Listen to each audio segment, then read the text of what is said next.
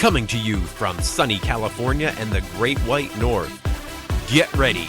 We are breaking down the obstacles on the Armchair Ninja Podcast.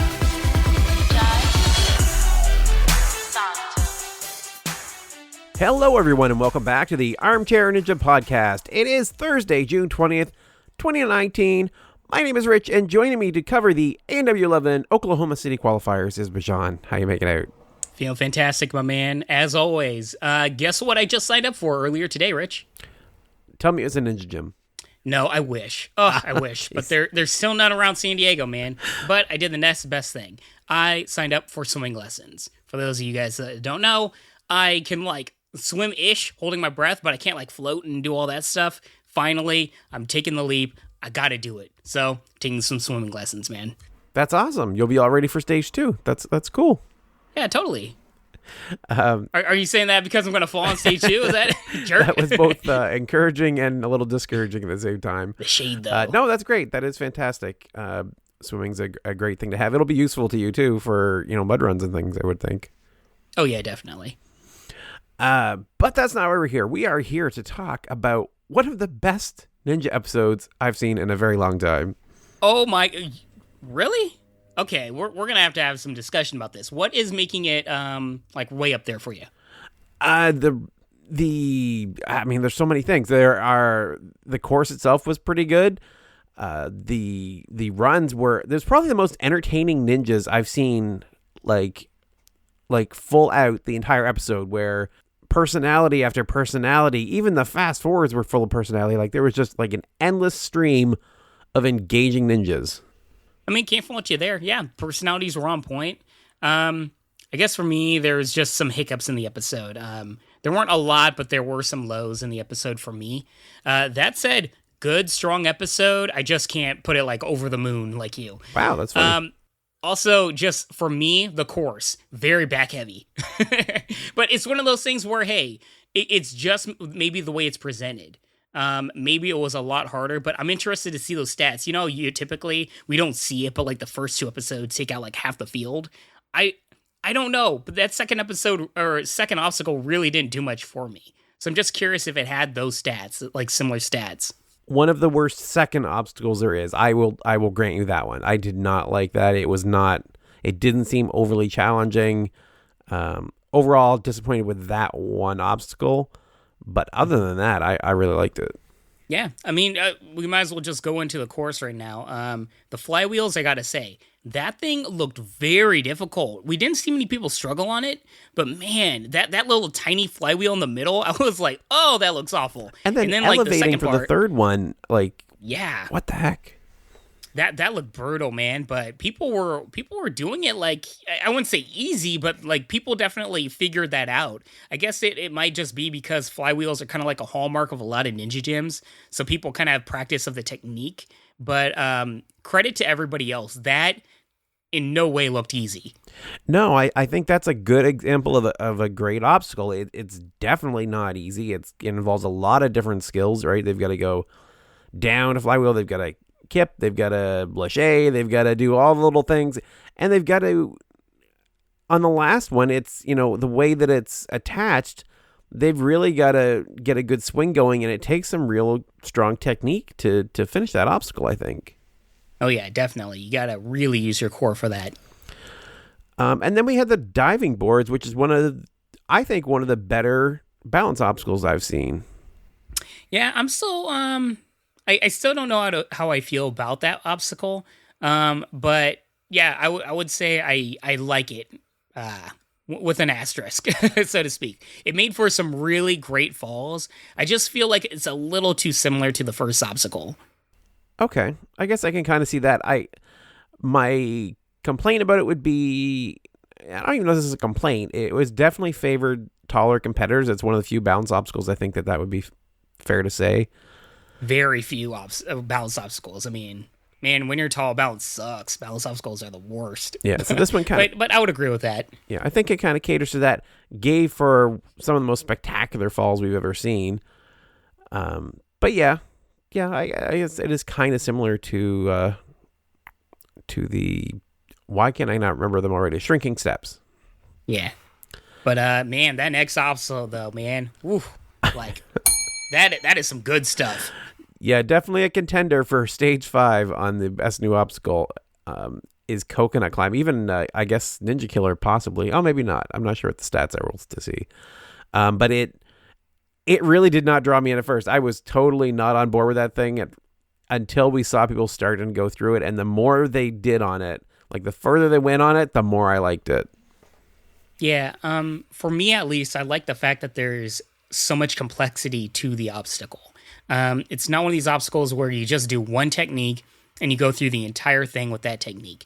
You really have to change things up all the way through it. Going up it, you gotta basically, like how it's said, Coconut Climb, if you go to Hawaii or whatever, I don't know if this is like a touristy thing to do, but you see, the quote unquote Polynesian chief guys or whatever, and they climb up the things, usually to grab a coconut. It's usually a touristy thing. I don't know how traditional Polynesians feel about that kind of stuff, but I mean that's a thing. And then I don't know, like you gotta swing over, right, Rich?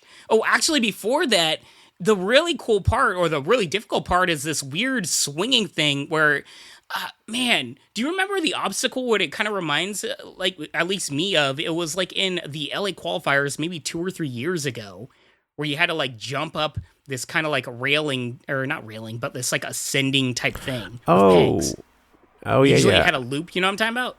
I do. Well, but for me, at least, it reminded me of that. Yeah, I thought you meant ring jump at first, but no, there was a different one. Yeah, what was that? I don't remember. Well, either way, man, you kind of just have to swing your body back and you gotta like compel, like you gotta use motion. Like even once you land on the first initial swing, you have to continually make your body or your momentum going backwards or forwards, whichever way you're swinging, towards, and basically do like a second, kind of like a second jump in video game terms. I don't know how to describe it better, but man, I really like the complexity of it because there was a lot of, if you don't get it the right way, you're gonna have to reset. Yeah, we saw people fail on every bit of that obstacle, right? In different ways. There was different reasons for different fails, but they fell on the ascension. They fell trying to make the move up to the middle part, the transition between them, and the descent. I mean, there was just no part of that is safe. Yeah, and whoever thought of that descending part where you have to like swing with it, that was brilliant. And that was I love that. Very rarely do we see an obstacle where the descent or the final portion of it is a very, very large component of the obstacle and its difficulty. But this was, and I love that. Even when you think the worst is over, there's more to give.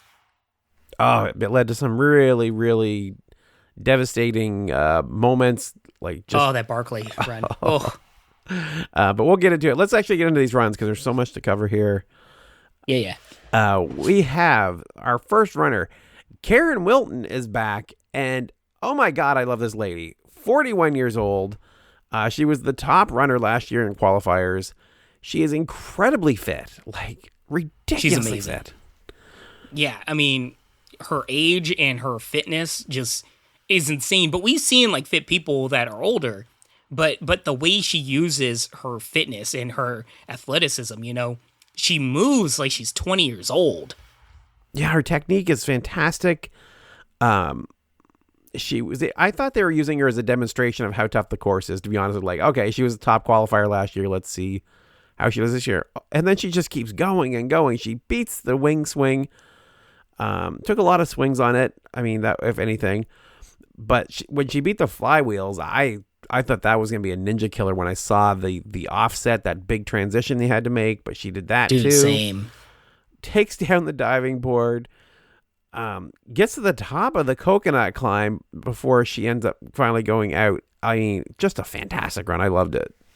I loved it too, man. And big shout out to the women this episode. Rich, before we recorded, you were pointing this out, but the women did fantastic. And why don't you give the stat of what you found out? Yeah, looking at the top 30, 4 of the women, almost every single woman made it into the top 30, which is amazing. That's fantastic to see. Yeah, I mean, brilliant. Hats off to all the women that ran in OKC. I mean, they came like just ready to just destroy this course, and Absolutely brilliant. In particular, Karen. I mean, just as we said, for everything involved, she is absolutely brilliant.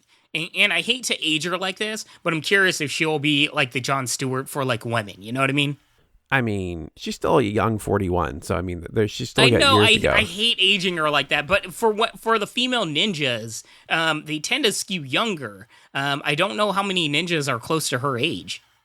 It's a good point, I guess. And I was just making a crack because she's younger than me, but whatever.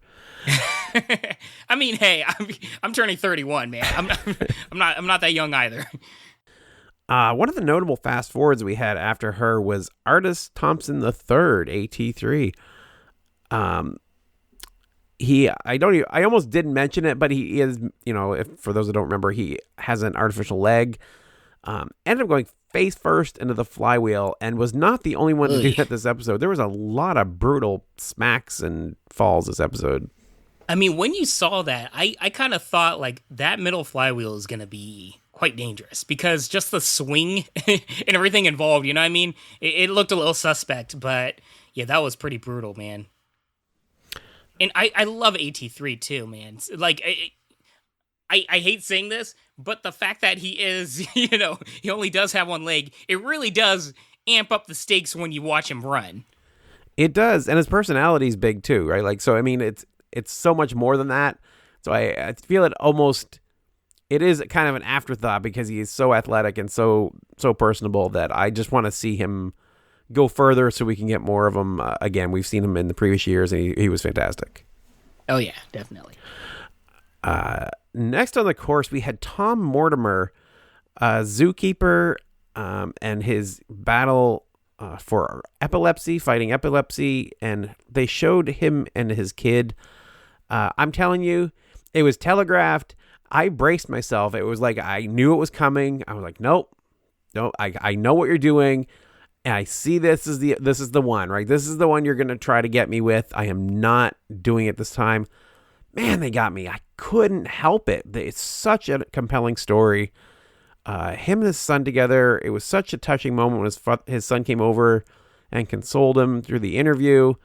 I mean, this is simultaneously what people complain about American Ninja Warrior for and some of the best of American Ninja Warrior. Yeah, it's hard because, I mean, similar thoughts to you. I saw the writing on the wall and I'm like, this is like almost manipulative because it kept going so long, but it was earnest and real. And I guess that's the difference for me is where I give this a pass because once again, in previous seasons, they ham it up and there's long looks in the sunset and all this stuff. I'm like, come on. For this, it was more of the guy just speaking and like really showing his emotion and like the tears are going from him and it's relatable and palpable. And he's talking about everything that him and his wife go through. And I guess the one thing that really stood out to me was there was a semblance of hope because it's not so ho-hum, right? They were talking about the fact that their son hadn't had an incident in almost a month due to some new medicine or something that they were doing. I think it was medicine. Yeah. And yeah, I mean, I'm really happy for them. And as you said, the icing on the cake was the son consoling him. That was really, really adorable. And once again, real. It was long, but I'm okay with it just because it was a real story. Yeah, I feel like maybe in previous years we've seen where, I mean, they showed him having seizures and stuff. It was pretty jarring, and that was almost too much, but I felt like it was rescued, like you said, by the real moments that followed where, you got those moments of hope and you got those, what got me, what drew me in and held me was when he started talking about, the good times are when you're able to catch them and the bad times are when you can't. And that did me in. That wrecked me immediately. Yeah. I feel like if you're a parent, you can relate to that, that phrasing a lot more, but yeah. But I totally understand what he means by that. Yeah. So, when he hit the course, he was doing really well.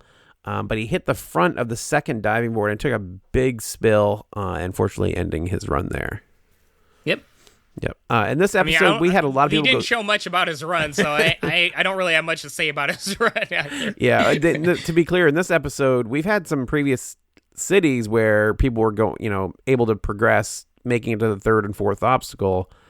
You had to make Coconut Climb this time to actually move on. So the fifth obstacle was the cutoff point. It was a very back-heavy course in terms of difficulty. Yeah. Which I think makes it more compelling, really. I want to see people go deeper. Same. But I do like... Well, I say, like, I want more mix, like, not mixing, but, like, even to, like, some more difficulty variations, maybe, like, obstacle 3 or so. But, hey, maybe they just didn't show up because there are good runs involved. Maybe, like, the third and second obstacles did take out a bunch of people, and I just don't know yet. We'll have to look that up. Yeah, that's possible. We had some fast forwards after that, including Tom Simic, 66-year-old ripped dude, fast forwarded, who fell at the end of the first obstacle, and his granddaughter was crying on the sidelines. Like, that dude was in ridiculous shape for 66 years old. Yeah, that's literally all I remember. I remember just dude in great shape. I was like, wow. And then he falls, and I was like, all right, moving on. But yeah, I think we'll kind of gloss over the fast forwards this episode because there's so many that we could just comment on those little things that maybe we'll leave it at that. We'll hit on the runs that actually get shown. Except one particular fast forward that we're gonna hit. Oh yeah, we'll mention some very notable ninjas, but not all of the. But there were so many great personalities that would otherwise get warrant a mention. I think we'll stick to the ones we know. Speaking of ninjas that we know, Taylor Amin is here. She is on main ANW. So thrilled to see her. I was so confused for a second. I'm like, I was excited. That name. Where do I know that name from? Yeah, I'm glad they had a little thing because as soon as I saw a name, I'm like, I know that name, and I remember there are times where I know a name to the point where I'm like, I have talked about them a lot. And she was one of them. And I'm like, all right, I need to focus on what she's going to do here. But I'm really glad they had a really thorough vignette, and it, in many ways, it highlighted College Ninja Warrior, which, guys, if you haven't seen it, that is a gem of a little special. That is a fun series. But also, yeah, she's living life. She found some love, man. Yeah. I wish they hadn't focused on that as much as they did. I mean, it's kind of cute, I guess.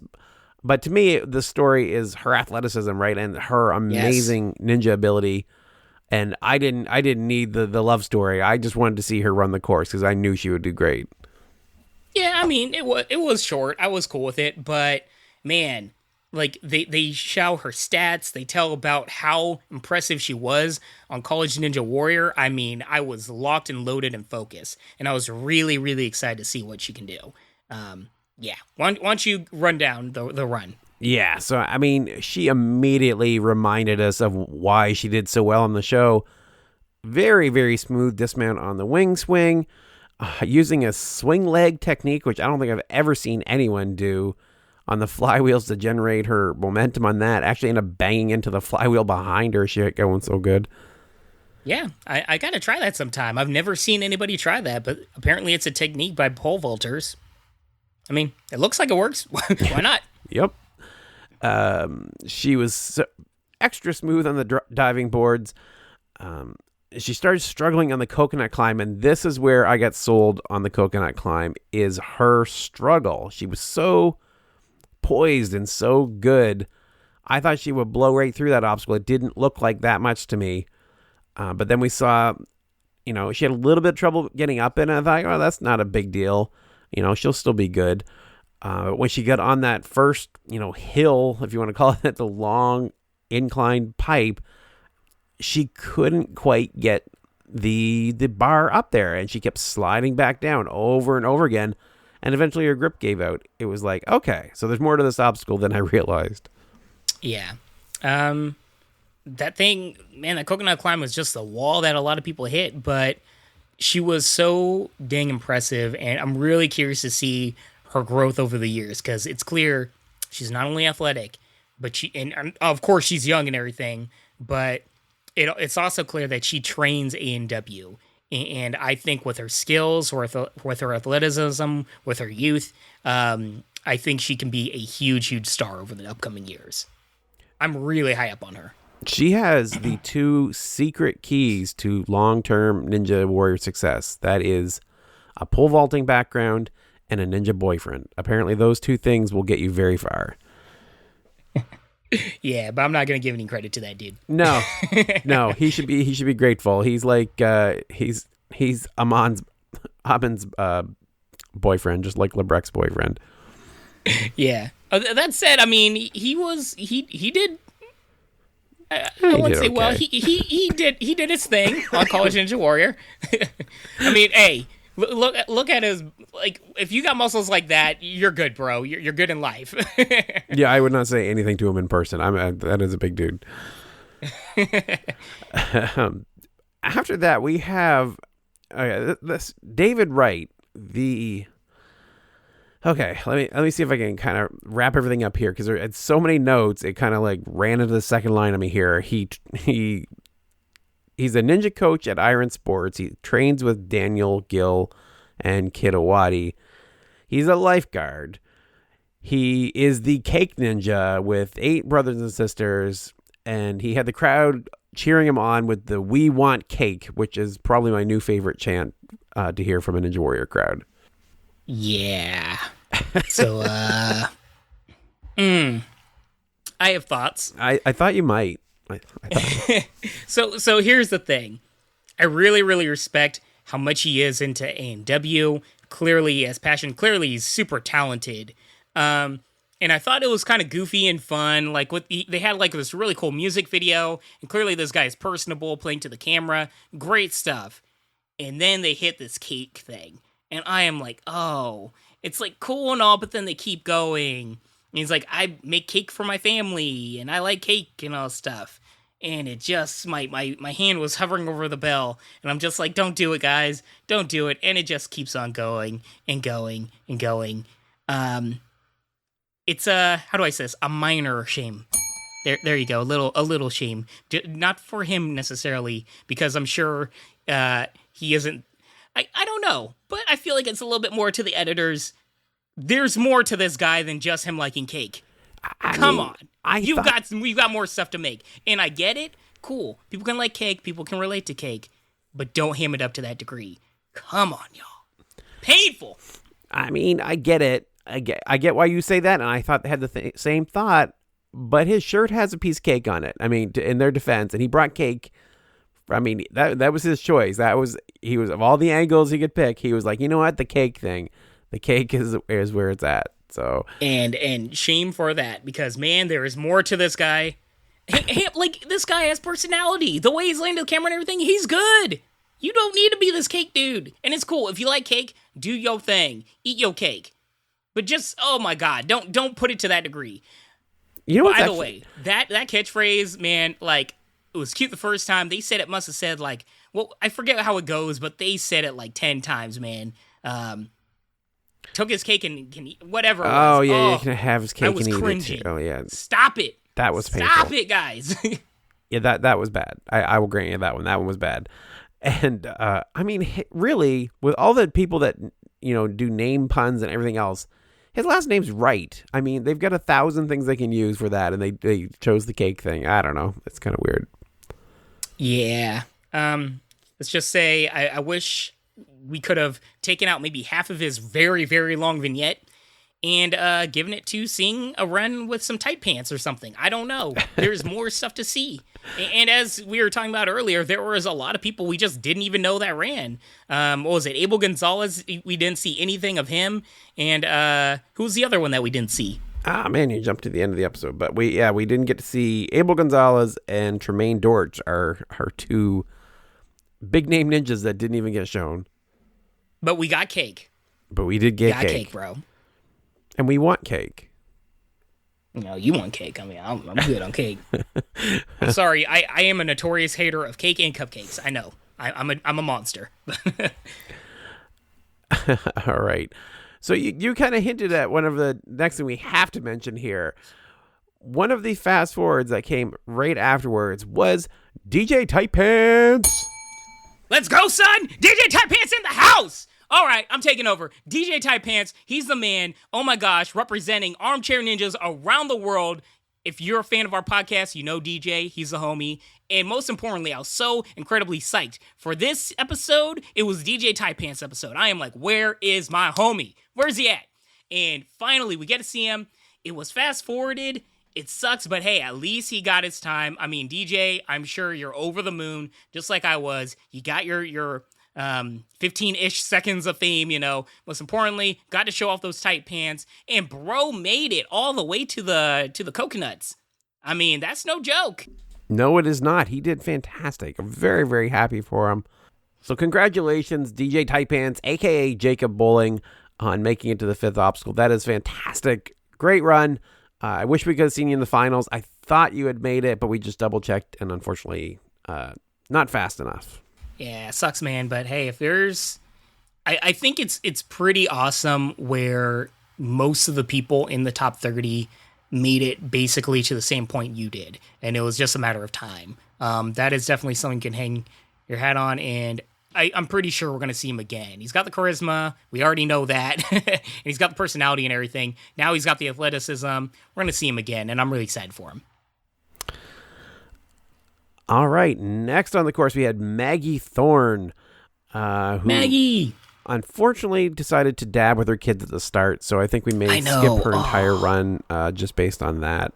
Like, why? Maybe it was her kid's idea, and then if that's true, then they get a pass, but oof. Yeah, a little bit of a pass. Like 2-3 years a little late.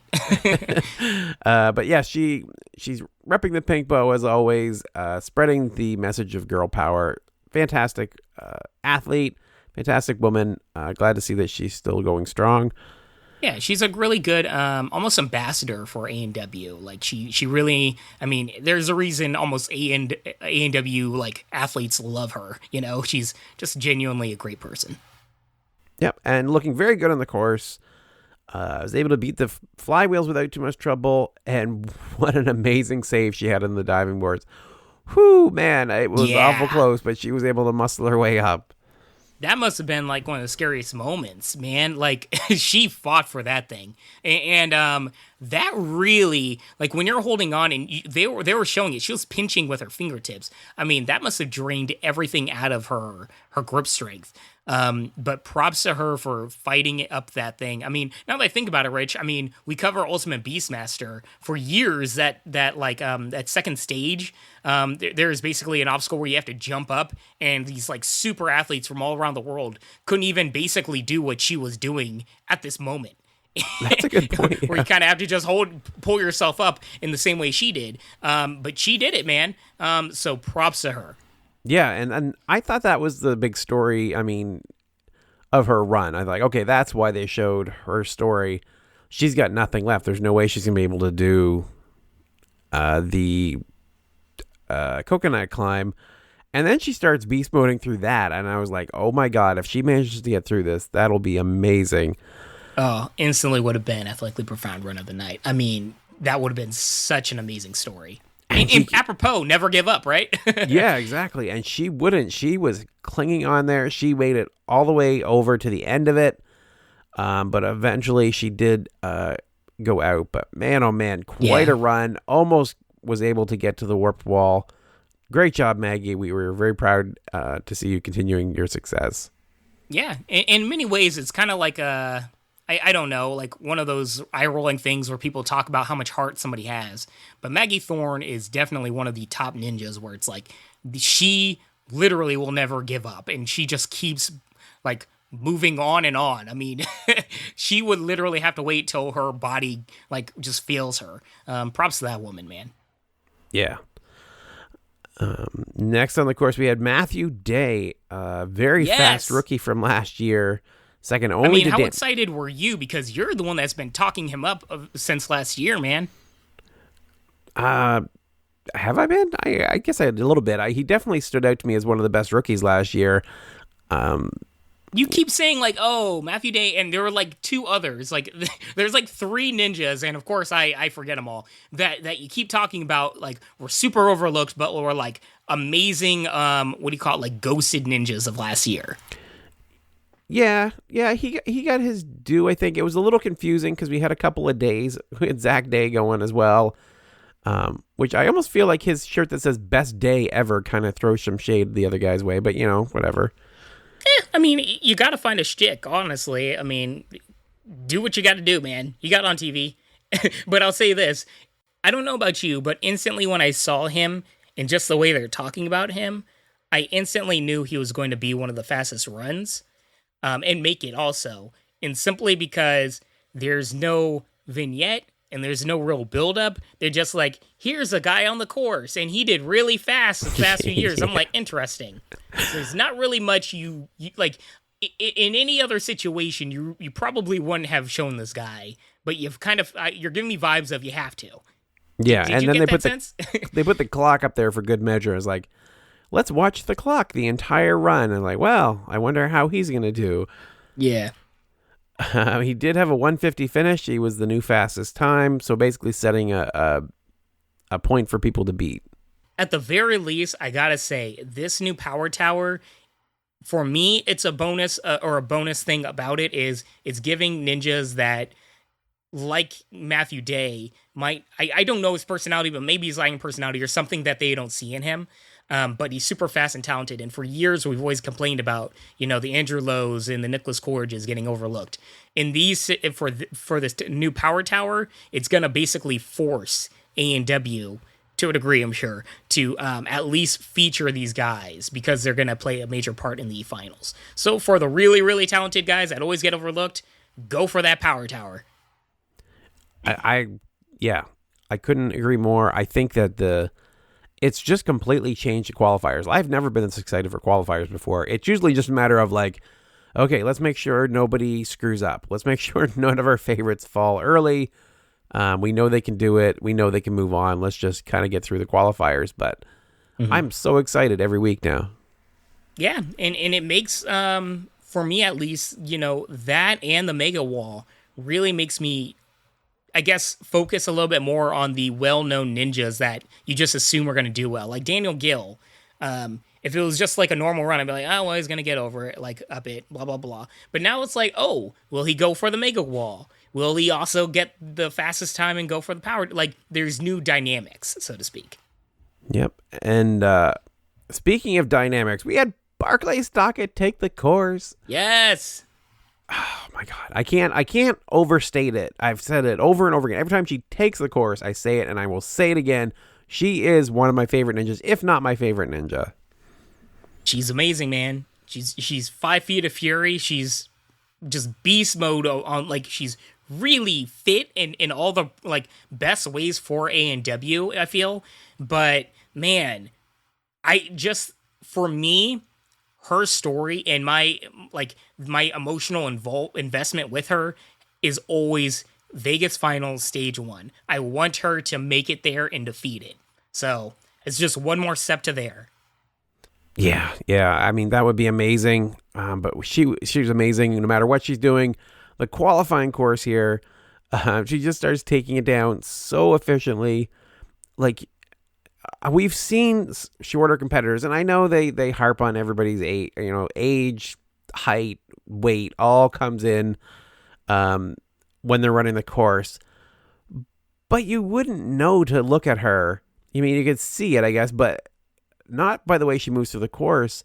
It's like, oh, that's going to be a hard time. Oh, she's already through it. Like, every time you think, like, oh, this is going to be, oh, I guess not. I guess she's just going to do it. Yeah. I mean, she's amazing, man. I was nervous on the diving boards. I'm glad she was nervous too, but she just gritted her teeth and, made it through that. That was the only part I kind of caught my breath for a second, especially where they were talking about all the women making it to the fifth obstacle. Everybody's making it to the fifth obstacle. And like, here's Barclay. Yeah. Oh, look. Here's a very height-dependent balance obstacle. Let's see how this goes. Well, this was the obstacle I thought she had the best chance at like completing in terms of like all the women or pretty much all the ninjas. I mean, I was really confident she'd do well at this. Really? I was worried because her stride is so short. Like, and she's got to try to get to the middle of each of them. Like, it just seemed like it. Oh, sorry. I'm not talking about I'm sorry. I thought we moved on to the coconuts. Oh, no. Yeah, the coconut climb, I thought she had that probably. Like, yeah, I really thought once she got past the balanced obstacle that she's probably going to beat it all. Yeah, that surfboard, I agree with you, though. Scary moment for her. But yeah, when she got on the coconut climb, she may have fallen, but not without one of the most epic battles against an obstacle we've ever seen. That was brutal because she had it. She had it there, man. It just, sometimes you have that bad luck. Just sucks. But man, she did not go out fighting though. Yeah, I thought she was going to struggle at the top. She didn't. It was one of those moments where it was like, oh, this is going to be not difficult, I guess. She managed to make that transition between the two pretty easily. Motored it down the backside, but just made a slip and let it go too far down and just struggled to kind of to regain it. Kept practically going upside down and trying to reposition herself over and over again and just couldn't quite recover. Just sometimes watching them fall on an obstacle is almost better in a way, I guess. It's more memorable. It certainly sticks in your mind, and the battle is such a big part of it. Yeah, I mean, it was very memorable, her fight, her falling and everything, and I'm just glad that we're going to see her in the finals, the OKC finals. I'm really curious to see, like, this particular stage and this Ninja Killer obstacle. When we have, finals where there's a Ninja Killer super late in it, and the other obstacles are like fairly easy. I forget the name of it, but the crank, that was a similar obstacle for me. When it comes to the finals, that obstacle really plays a barrier also, but we also see a lot of ninjas fly through it and figure out the technique and make it look super easy. And if that's the case, I think we're going to see a lot of finalists. As long as, the other finals course obstacles aren't insane, which now I think about it probably are going to be. So, never mind. Yeah. They usually, part of it's usually that they dumb down the fifth obstacle, right? Whatever it is that has been causing the failures. We saw that with the doorknob drop and other ones where they've tweaked it. They've made it a lot easier so that they can get past it in the finals and we get more people on the back end of the course. So we'll see. What do you think it's going to be? The dismount? I have to imagine they're going to nerf the dismount. Yeah, something basically, like that. Probably you can use your hands now and basically jump to the pad. I'm cool with it. Some better, things for the hook to catch onto so it's not, easily slipping off. Better footholds for them. Like, it'll probably be something subtle so that people at home aren't calling it out blatantly. You got to look close, but they'll do something probably. Yeah. We had some fast forwards after that. Brent Stephenson, who was able to beat the entire course yet again. That's good to see.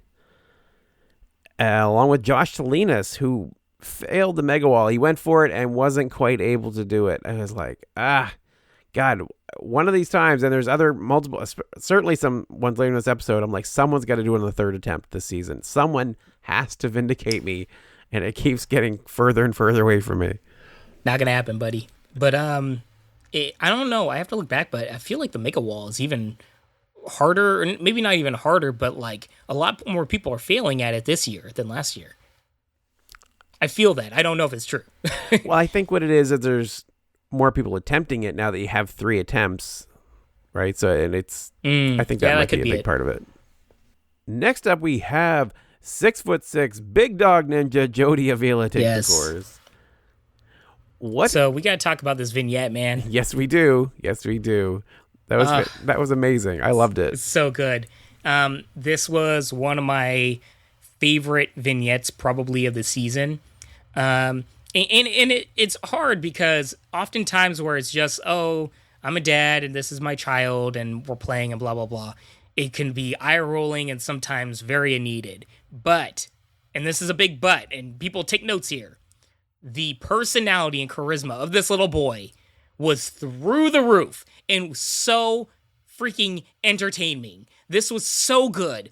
Everything that this kid, who cares about Big Dog Ninja anymore? Okay? It's all about the little dog. It's all about the Chihuahua Ninja or whatever you want to call him. This kid was so dope. So amazing. I want him every time Big Dog Ninja's on the course. I want a vignette covering this kid's growth. I want him on Junior, ANW Junior. I want all of it. This kid is so freaking awesome. Visually profound, Visually profound, edit of the night, by far the best. And I didn't even talk about what happened, but it's so good. Rich, save me here. Yes. Jody took the course and did an amazing job through the whole thing. Or do you want me to talk about the actual vignette? Vignette! The vignette was this little 7-year-old boy beating his father at ninja obstacles. It was so adorable. The kid has a lot of talent and strength to weight ratio right off the charts. Over his poor 6'6" father struggling to keep up with him. Such a great illustration of the beauty of ninja and the way it plays to all body types and all ages. I thought it was adorable. The kid was fantastic. Very, like you said, personable. No complaints whatsoever. Great segment. Great stuff, man. Jody actually took the course instead of his son and was able to do a fantastic job. He was so smooth for such a big guy, as we've seen over and over again. It never fails to impress, though. Makes it all the way through without any real issues, and then faces the mega wall. And it's like, if anyone's going to be able to do this, you would think it would be the 6'6" Jody Avila, but demonstrating that technique trumps size, he was not able to do it. Unfortunately, after 3 attempts, he failed out on the mega wall. Yeah, I was honestly surprised, man. I thought he had it. Yeah, I was like, if anyone. So he missed the first one. Second one was I think it was him that had the kind of half-hearted second attempt, and I was like, okay, he's still got enough energy. He's got the height. Like, if anyone's gonna do it for me on the third attempt, it's gonna be him. And nope, did not happen. Yeah, he didn't have his son run it for him, you know? Yeah. That was his big mistake right there. We had a fast forward had to mention Eric Middleton, the bug ninja from last year, brought a hissing cockroach for Zuri to eat. But if he finished the course, but unfortunately fell on the flywheels, so he is out. He was probably one of the bigger names we've seen go out early this year. We actually haven't had a lot of early falls. Yeah, good point. It sucks to see, man. Once again, I really enjoy runs where there's stakes involved, and good on Zuri, man. She didn't have to eat those hissing cockroaches. But yeah, I hope he comes back. Just some things happen, you know. Speaking of Zuri, quick shout out. Zuri did an amazing job this episode. I mean, she's been doing great already this season, but I thought in this episode she did particularly well. Very personable. I'm loving everything I'm seeing from her. We then had Lee Yonke, a rookie farm girl who lives on one of those beautiful farms I've ever seen. Very landscape. Rich, how many farms you been seeing? Lots. I live in the middle of nowhere, don't forget. Oh, okay. So you are, you got some farm in you, huh? I am not farm strong. I do not train with hay bales, but yeah, I've seen my fair share of farms, and that is a very, very nice one. Gotcha, man. Like, every time we talk, guys, the one thing I never hear about Rich is farms or anything like that. That's true. I did not grow up on a farm or work on one, but there's plenty when I drive, and anywhere, any direction I drive, we see a lot of them. So that's cool, man. Yeah, not many farms are here in San Diego. Yeah, I never really thought of that. So here's the thing. So it's very late in the episode. We've had all these strong women run. I mean, I would have bet some serious money on this girl going all the way through, or at least going very, very far onto the fifth obstacle. I mean, they spent a good long time talking about her and her training. Yeah, I kind of appreciate that. You could complain about it. You could say, like, why did they do that? But I love it. I love being surprised like that. Like, okay, I can't take it for granted now. I'm trying to read into the editing and can't do it because totally fooled me here. Yeah, I mean, I'm cool with seeing a video and all of that. Just, I have a problem with it when it gets a little long. It was a little bit, it wasn't extreme long or anything. I mean, her training techniques, though, very cool. I hate making this comparison because it's so on the nose, but the Cowboy Ninja, it's very similar to that. I don't know. They all but said his name, right? It was definitely very reminiscent. Yeah. She ended up going out on the second flywheel, though, unfortunately. So her run this season has ended, but I think we'll be seeing more of her. we'll be seeing more of her, and I hope we do. Clearly she has a passion for it, and yeah, it's no fault of her that they spent a little long showing her, but I mean, I think she'll be back, and I think she's gonna be impressive. Oftentimes, man, takes the second time on the show to do very well. Yep, let's hope. I am big hopes for you. We've got we had some fast forwards after that, including Jonathan Horton, who went out on the coconut climb, Brian Burkhardt, who failed the mega wall, and although I didn't recognize the name, we have to mention this guy, Nick Forney, had the second fastest finish to this point of the night, after falling on the first obstacle last year. Like, talk about a great comeback. Yeah, but talk about, man, that sucks that you get fast forwarded. But I mean, at that point, they all but told you, hey, he's not making it to the power tower. Yeah, that pretty much telegraphed it. Yeah, but props to him, man. I mean, still, I'm sure he was over the moon during that time, in that moment. Yep. Then we had Karsten Williams in probably my favorite segment for him that I've seen, with his mom coaching him through everything. Man, we are so disagreeing this episode, man. I wouldn't say I hated this, but man, I did not like this segment. Really? I love his mom. I've loved his mom every time I've seen her in the chorus. She cracks me up.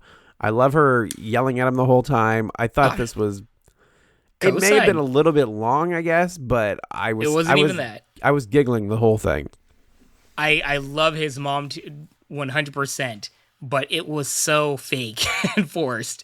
And sometimes that's fine. It could be like hammy and funny. But I don't know. Maybe I was in a bad mood. I didn't really find it funny. I just felt it was very, very forced.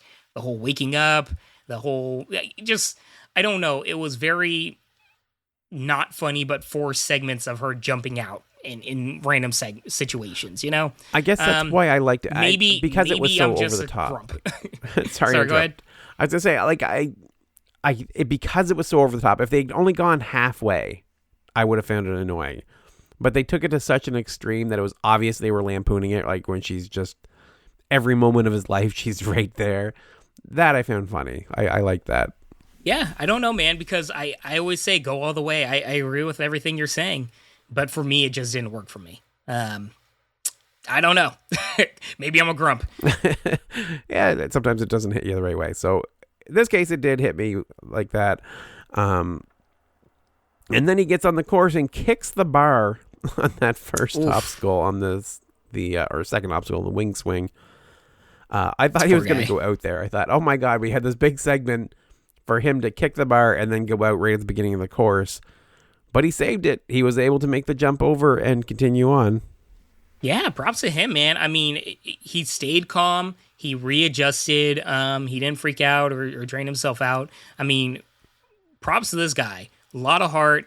And once again, I kind of feel like he's known for his mom more than just his talents, but he is so dang talented. And I'm really glad that we could see at least just him adjusting. Oftentimes, the biggest elements of a ninja warrior in their story is when they have to face adversity. Yep, and he brought some of that with him to this episode, kicking the bar there, hitting his head on the flywheel. It's like, geez, dude. Oh, yeah. Oh, man, he had a rough time. I forgot about that. Yeah, he had the fastest time when he got to the end there. So he was, in spite of those hiccups, he made a really short do of the course and could have had the fastest time, but decided to go for the mega wall and missed it, but was able to get it on the second attempt. Missing out on a chance at the power tower, but taking home some cash. I don't know about you, Rich. I think he did the right thing. I mean, when you're 6'6", you go for that, make a tower. In particular, I mean, he's known as the cat. I mean, the dude is fast. He's a track athlete. Like, the mega wall, in many ways, is built for a dude like him. Right. And then you know that, Daniel Gill and Mathis Owhadi are coming behind you. It's like, maybe I'll just do the mega wall. Good point. Good point. Next up on the course, we had Quest O'Neill back in the spotlight. I was so excited to see her. I really didn't think we would get her so soon. I was very excited to see her, and man, they really amped her up. Like for me, she was a breakout star, but I didn't realize to even like ANW and to the audience, her impact was so large, and I'm really glad it was because her story really was that amazing.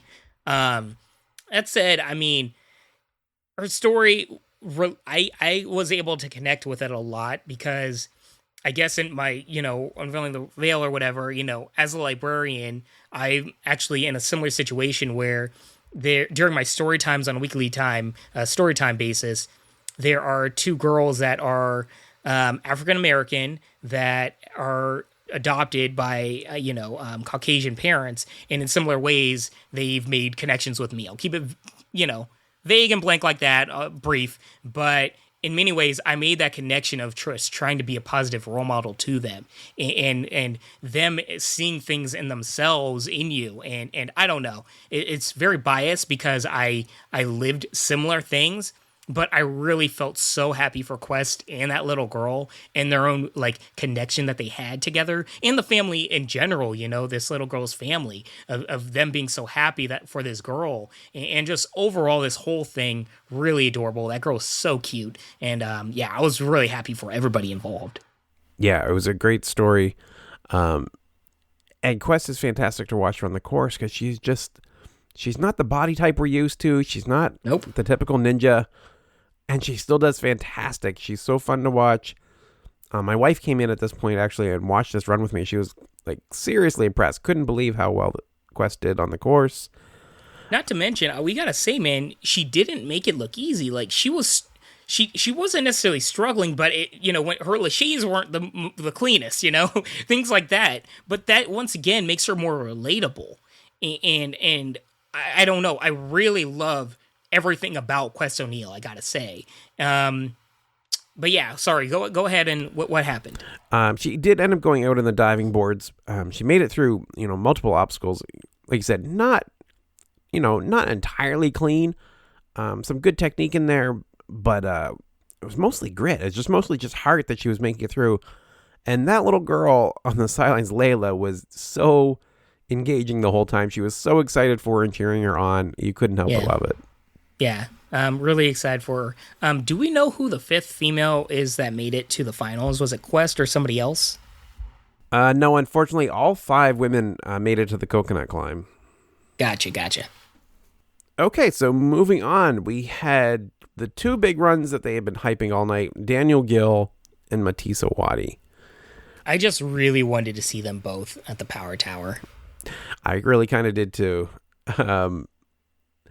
Daniel took the course, and I've seen it so many times, and it's still jarring. Like, you just watch all these people struggle their way through this course, some of them doing better than others, and then you watch somebody take the course that looks like they're not even doing the same thing. Like, it's just a whole other level. Daniel is ridiculous. I mean, there's just that next level of ANW athlete, and Daniel Gill's there in spades. He made this course just look like child's play. It was insane. It was, as you said, like a different course. And this guy, incredibly impressive, so fast, but I gotta say, correct me if I'm wrong, but he is the first ninja to hit the mega wall and get the fastest time. Oh, that's right, because Drew ended up getting the speed pass, but he was second fastest, wasn't he? Yeah. Yeah, I believe so. That's a huge accomplishment, man. Daniel Gill, once again, making history, being amazing. I don't know what else to say about him. Like, I can't really even say anything about the run. I mean, you blink and you miss it. And it's just like, it was perfect. So that's the thing. Like, I thought, oh, geez, he's going to do this thing where he might mess up and things like that, because he's going to have to rush at the mega wall. And then he gets there with like 50 seconds to spare, like unbelievably sitting at the bottom of that mega wall and having all the time in the world to rest up and get ready and prepare for that run. Like, I don't even know how that's possible. And I wish Kid had kind of taken notes with that, because he had lots of time to spare as well, but didn't really seem to make the use of it, right? He did amazing well, like almost almost matching Daniel's speed. I think he was a couple seconds off, but not by a whole lot. Yeah, I mean, do you want to just go into Mathis's run? Yeah, I mean, what are you going to say? Like, Daniel just crushed the course. There was absolutely nothing to say except blink if you miss it. Mathis's was pretty much the same. Yep. Except he missed the mega wall. He didn't really set himself there. He could have, gotten the second fastest time, even if he sat there for a good 20, 30 seconds and rested up.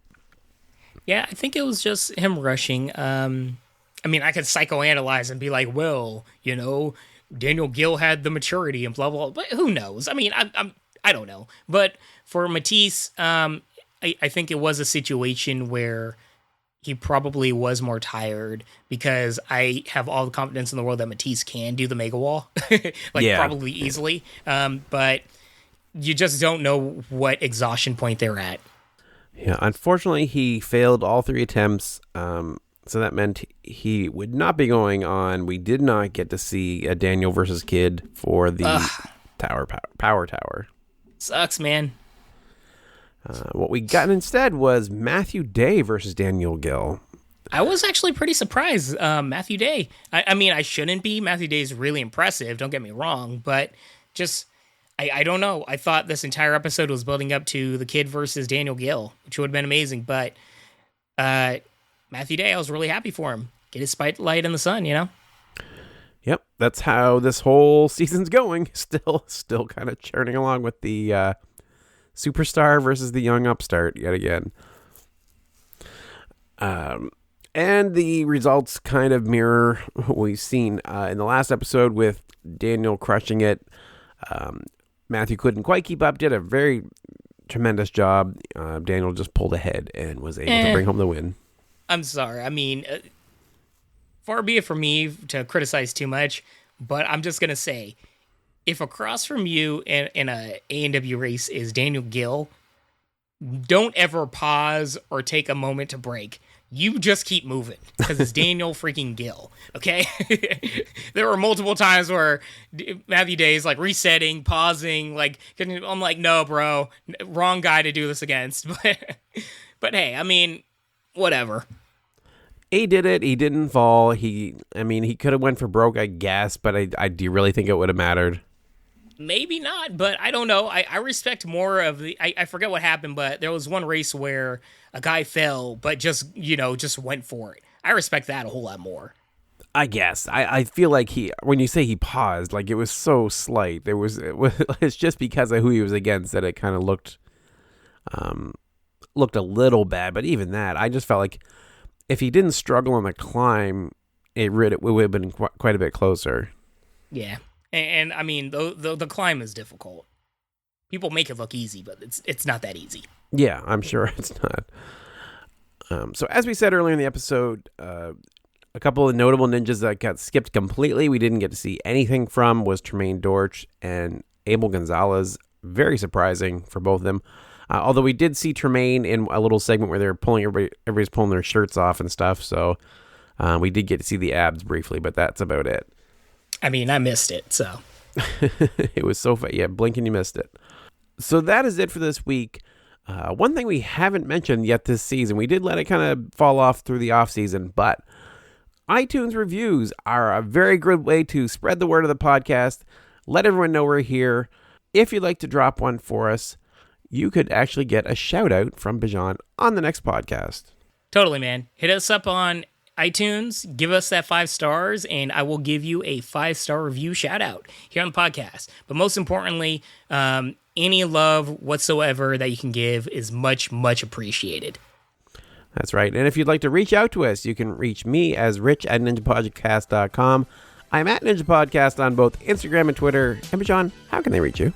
Hit me up at Twitter and Instagram at Bijan151. That is Bijan 151. All right. Thank you all so much for listening, and have a wonderful week. Peace and love, y'all.